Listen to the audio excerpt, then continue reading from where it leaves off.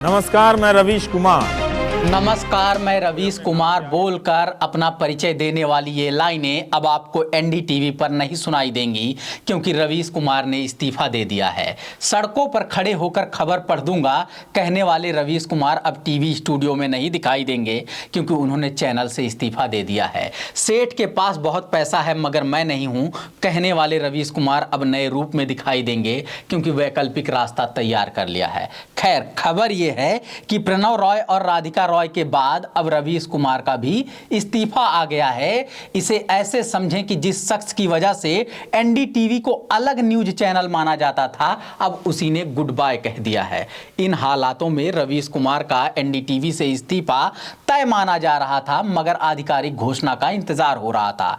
जो कुछ तय था वही हुआ, मगर सोशल मीडिया पर हाहाकार मचा हुआ था। आधिकारिक घोषणा का ही इंतजार हो रहा था। अब घोषणा हो गई है, तो आइए देखते हैं सोशल मीडिया पर लोग क्या लिख रहे हैं, यहां पर कैसा ट्रेंड चल रहा है। नमस्कार, मैं समर राज बोलता हिंदुस्तान में आपका स्वागत है। गौतम अडानी देश के सबसे अमीर व्यक्ति ही नहीं बने, बल्कि दुनिया के सबसे अमीर लोगों में शामिल हो चुके हैं। समय समय पर उनकी संपत्ति चौथे नंबर से लेकर दूसरे नंबर तक कैलकुलेट होती रहती है, क्योंकि अंबानी अपनी अमीरी के शिखर पर जाते ही देश के ज्यादातर मीडिया चैनलों को खरीद चुके थे, तो अडानी भी इसमें अपना हाथ आजमाने लगे। उन्होंने द क्विंट में काम कर रहे संजय पुगलिया को अपना प्यादा बनाया और एक डिजिटल पोर्टल खरीदने से इसकी शुरुआत की। देश का सबसे अमीर शख्स एक सीमित पहुंच का डिजिटल पोर्टल खरीदकर कैसे संतुष्ट रह सकता था, इसलिए अटकलें लगाई जा रही थी कि अब टीवी चैनलों में किस पर हाथ आजमाएंगे, क्योंकि अडानी समूह ने उस वीपीसीएल को अपना लिया था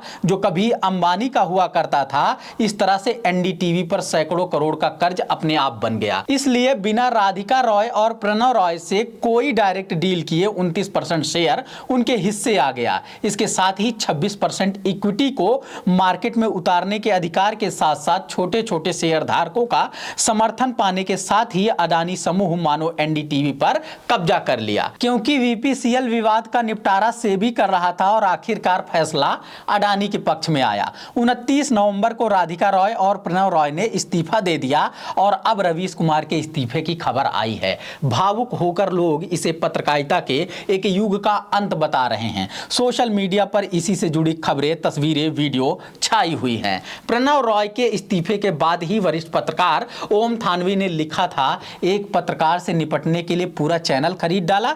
जब संस्थाएं ही ढह रही हों, ढहाई जा रही हों, तो एक चैनल के ढहने ढहाने का क्या रोना। इसी पर प्रतिक्रिया देते हुए आम आदमी पार्टी के विधायक नरेश बालियान लिखते हैं, धन्यवाद रवीश जी, एनडीटीवी से आपका इस्तीफा एक अध्याय का अंत है। देश का इतिहास आपको याद करेगा कि एक तानाशाह के दौर में आप किस तरह से सीना तानकर खड़े थे। उम्मीद करता हूं फिर से आपको कहीं इसी आवाज में जरूर सुनेंगे। करोड़ों लोगों की उम्मीद है आप। इसी ट्रेंड पर प्रतिक्रिया देते हुए एक ट्विटर यूजर अशफाक लिखते हैं, एनडीटीवी अब नरेंद्र दामोदर दास टीवी हो गया। रवीश जी को सलाम है कि झुके नहीं, बाकी मिलते रहेंगे रवीश कुमार के ऑफिशियल यूट्यूब पर। वैसे इस मौके पर रवीश कुमार के कुछ पुराने वीडियो भी वायरल हो रहे हैं, जब वो कुछ दिन पहले अपने विदेशी दौरे के समय बोलते सुनाई दे रहे हैं कि सेठ के पास बहुत पैसा है मगर मैं नहीं हूं। सेठ के पास बहुत पैसा है बस मैं नहीं हूं। मगर सबसे ज्यादा प्रतिक्रिया उस वीडियो पर आ रही है जिसे उन्होंने 5 साल पहले आज तक के एक कार्यक्रम में बोला था। यहाँ खड़ा होकर न्यूज पढ़ देंगे सड़क पे, क्या है?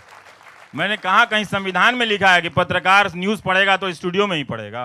हालांकि सबको पता है, भावुक कर देने वाली पंक्तियों की बात अलग है, सड़क पर खबर पढ़ने में तमाम तकनीकी और व्यवहारिक दिक्कतें आती हैं।